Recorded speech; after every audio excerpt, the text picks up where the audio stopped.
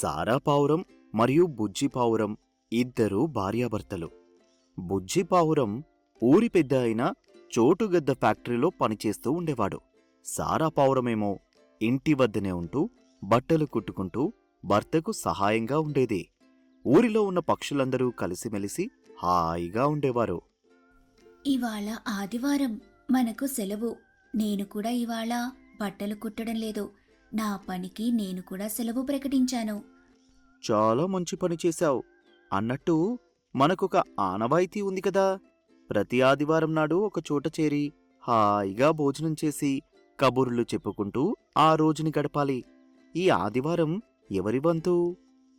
పోయిన ఆదివారం మనం ఊరిలోని పక్షులన్నింటికీ విందునిచ్చాం. అంతకుముందు ఆదివారం జాను చిలుక విందు ఇచ్చింది. ఈసారి మనం సోను పిచ్చుక ఇంటికి వెళ్దాం. అవునవును, ఎన్నో రోజుల నుండి సోను అందరినీ ఇంటికి రమ్మని ఆహ్వానిస్తూ ఉంది.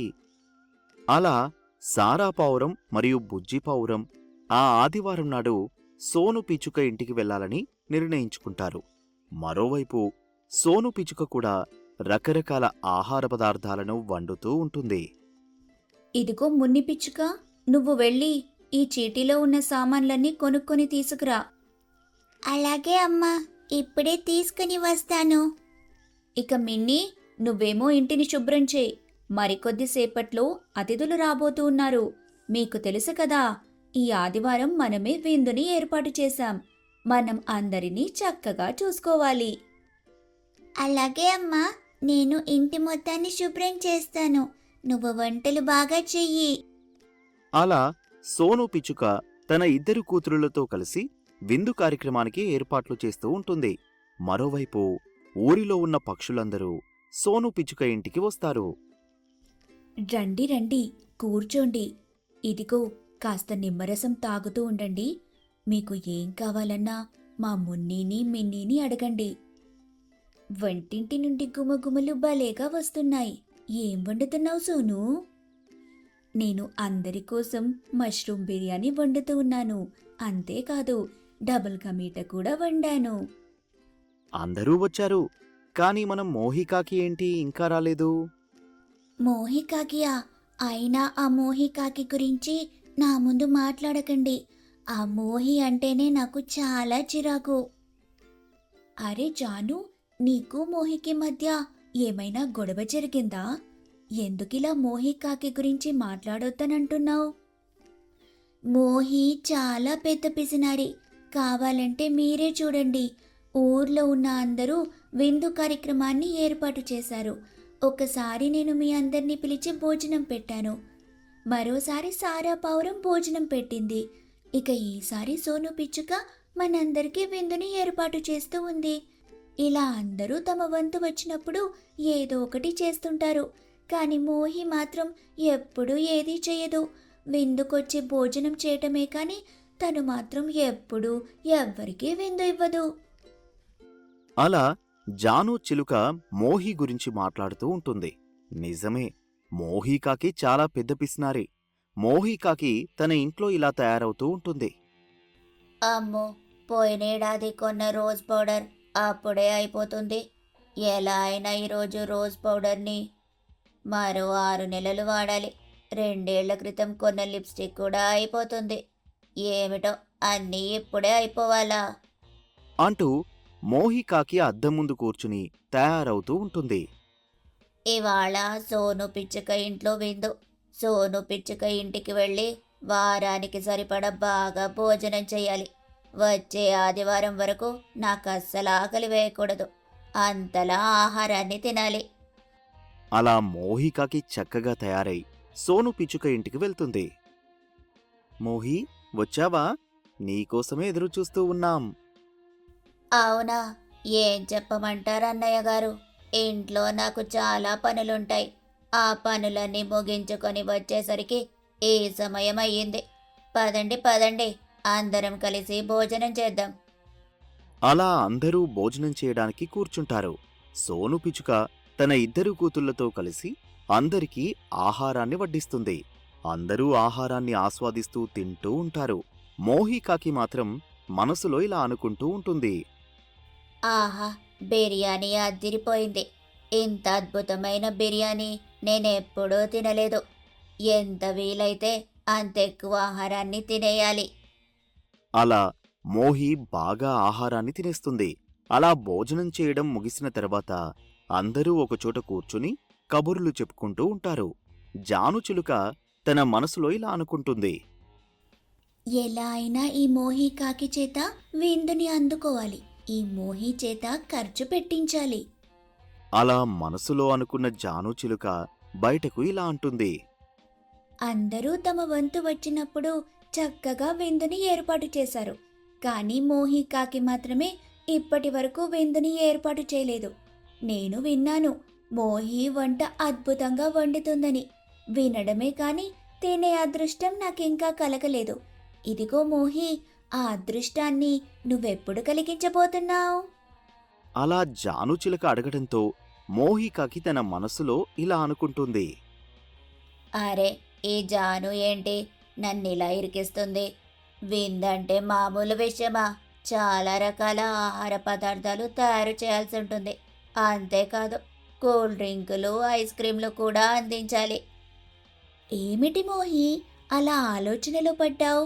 మమ్మల్ని విందుకి పిలవటం నీకు ఇష్టం లేదా? అరే, లేదు లేదు, అలా ఎవరైనా ఆలోచిస్తారా? మీరందరూ వచ్చినప్పుడు మీకు ఎలాంటి ఆహారాన్ని వడ్డించాలనే ఆలోచనలో పడ్డానంతే. ఈ ఆదివారం మీరందరూ మా ఇంటికి రావాలి. నేను మీకు ఈ ఆదివారం విందునివ్వబోతున్నాను. అలా మోహికాకి అందరితో చెబుతుంది. అందరూ మొదట ఆశ్చర్యపోతారు. మోహికాకి మాత్రం ఇంటికి వెళ్ళి తెగ కంగారు పడిపోతూ ఉంటుంది. ఏమిటి ఇలా జరిగింది?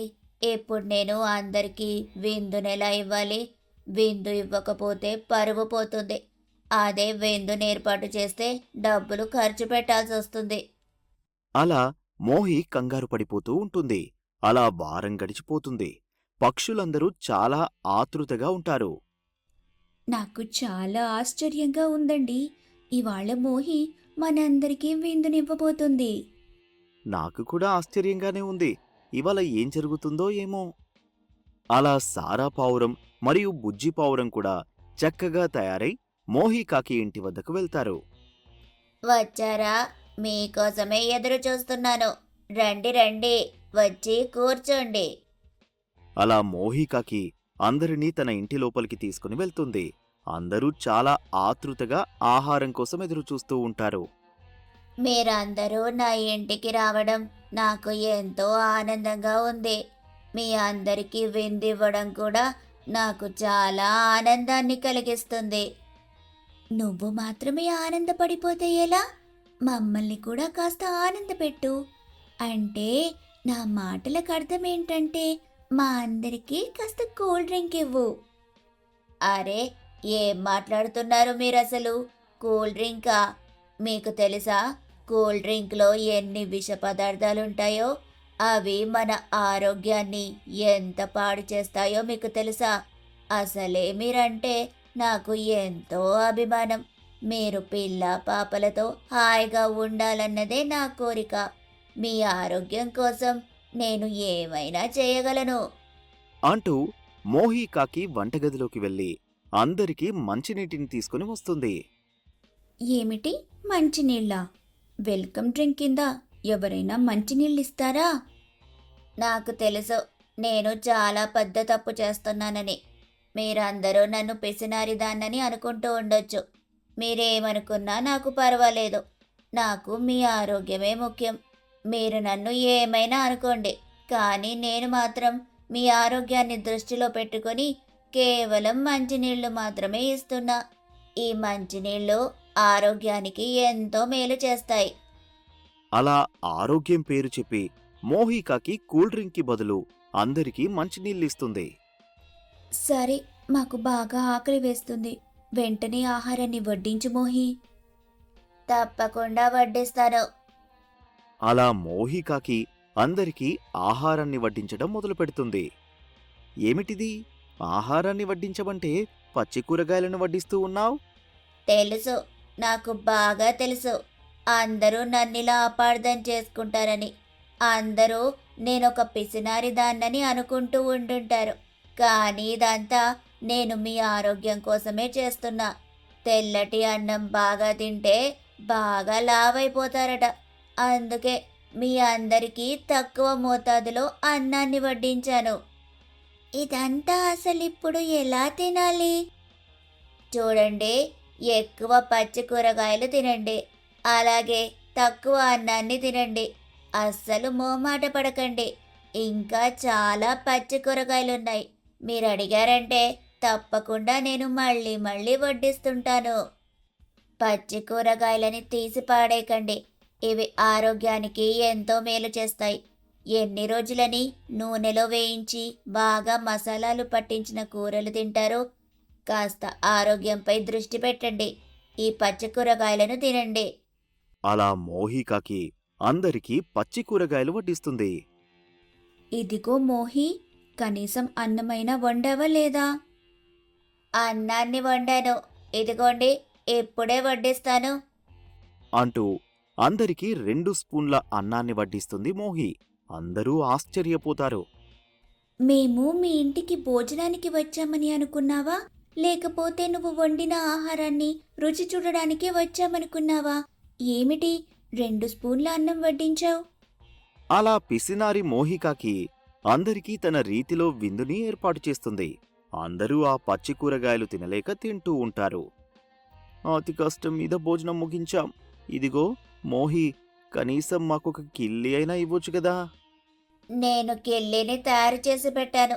తప్పకుండా మీకు కిల్లీ ఇస్తానులే. అంటూ మోహికాకి అందరికీ కిల్లి ఇస్తుంది. అందరూ కిల్లీని తింటారు. వారి నోరు ఒక్కసారిగా చాలా చేదుగా మారిపోతుంది. అందరూ ఆ కిల్లీని ఊసేస్తారు.